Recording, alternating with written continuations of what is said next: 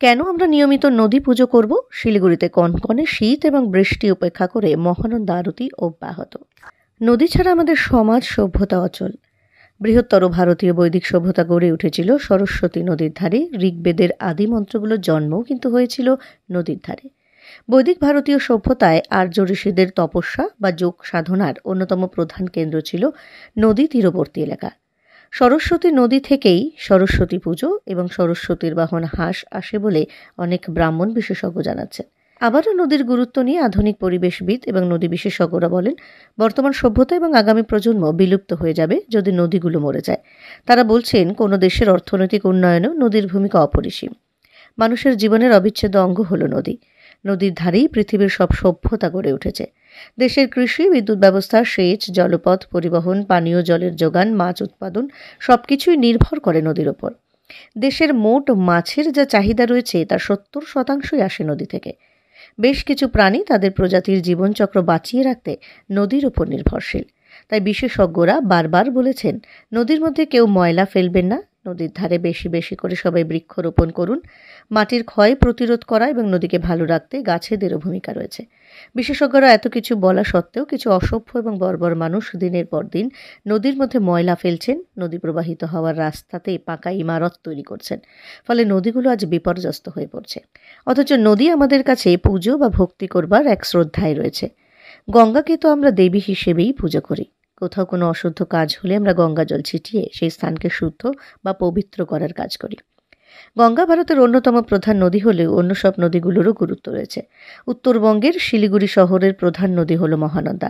তাই মহানন্দা নদীর প্রতি সমস্ত মানুষের শ্রদ্ধা ভক্তি বৃদ্ধি করতে প্রতি পূর্ণিমায় শিলিগুড়িতে মহানন্দা আরতি এবং মহানন্দা পুজোর আয়োজন করে মহানন্দা বাঁচাও কমিটি এবং নমামি গঙ্গে।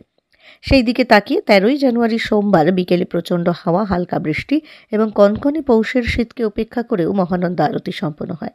এই মহানন্দা আরতির প্রধান পৃষ্ঠপোষক বিশিষ্ট সমাজসেবী জ্যোৎস্না আগরওয়ালা বলেন, এখন সবাই মকর সংক্রান্তিকে সামনে রেখে কুম্ভ মেলায় উপস্থিত হয়েছেন, কিন্তু তারা শীত বৃষ্টি উপেক্ষা করে মহানন্দা আরতি থেকে পিছু হটছেন না।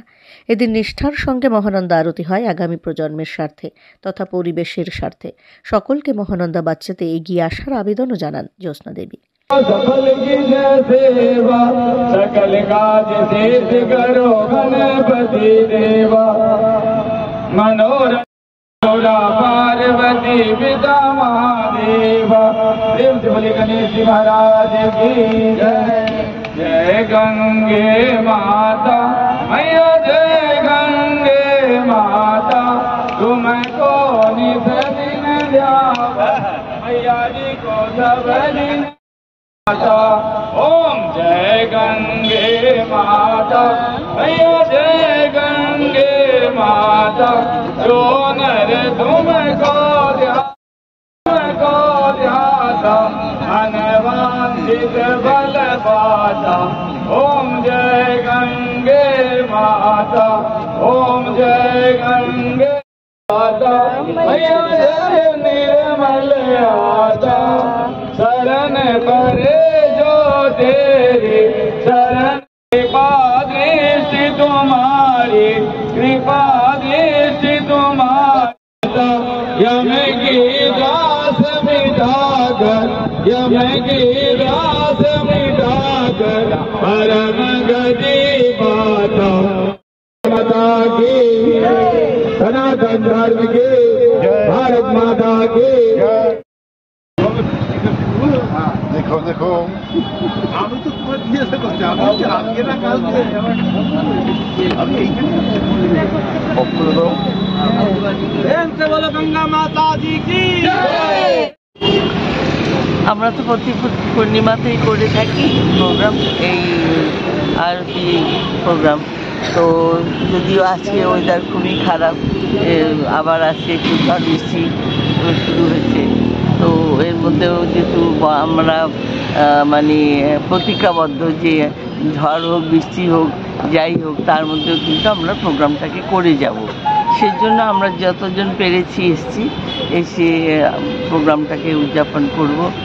আর আজকে আপনারা জানেন যে চারিদিকে কুম্ভ মেলা চলছে, কুম্ভতেও প্রচুর মানুষ স্নান করতে গেছে। মকর সংক্রান্তি তো পিঠে পুলি খাওয়ারও দিন, অনেক অনেক কিছুই। তো সেই জায়গাটায় আমরা ভাবলাম যে যেটা অন্য জায়গায় কুম্ভ মেলাতে স্নান এইসব চলছে, আমরা অন্তত আমাদের এই আজকে এই নদী ঘাটে এসে সেটাকেও স্মরণ করা যে আমাদের এইটাই কুম্ভস্থান, এটাই কুম্ভ মেলা, এখানেই আমরা সেই আনন্দটাকে উপভোগ করি।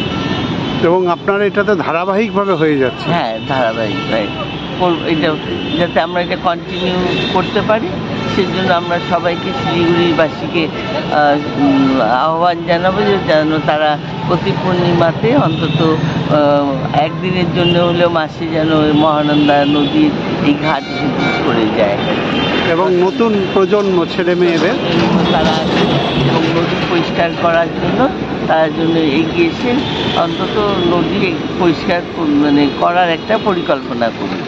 কারণ নদী তো নদী ভালো না থাকলে আগামী প্রজন্মের ছেলে মেয়েদেরই কষ্ট হবে এবং এখনই অলরেডি মানে মানুষ কিন্তু এই মরশুমে প্রচণ্ড শ্বাসকষ্টে ভুগছে এবং কাশি অনেক এইগুলো ব্যাপার আছে কিন্তু সেই জন্য আমাদের সবার উচিত এগিয়ে এসে গাছপালা লাগানো, নদী ভালো রাখা, নদী ব্যাংকগুলোকে যাতে আমরা অনেক গাছ লাগিয়ে দিতে পারি সেদিকে আমাদের সবার সচেষ্ট হওয়া এবং প্রতিটা বাড়ির অন্তত ছাদে হলেও 2-4টা করে গাছ সবার লাগানো উচিত, যাতে বায়ু দূষণ থেকে আমরা রক্ষা পাই এবং ওই অক্সিজেন লেভেলটা যাতে সবাই বাড়াতে পারি।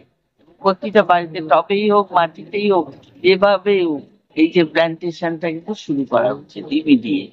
আর আবহাওয়ায় যে পরিবর্তন এসছে সেটা কিন্তু টের পাচ্ছি যে তেমন ভাবে কিন্তু ঠান্ডা আমরা পাই না আগের মতো। হ্যাঁ, এইবার তো ঠান্ডা পড়ে, যার জন্য আমাদের সবাই উচিত যে বাইরে থেকে আমাদের সবার মুক্তি পাওয়ার জন্য আমরা সবাই গাছ লাগাবো। আজকে এমনি কি কি হচ্ছে? আজকে আমাদের যেটা গতানুগতিক যে আরো সেটাই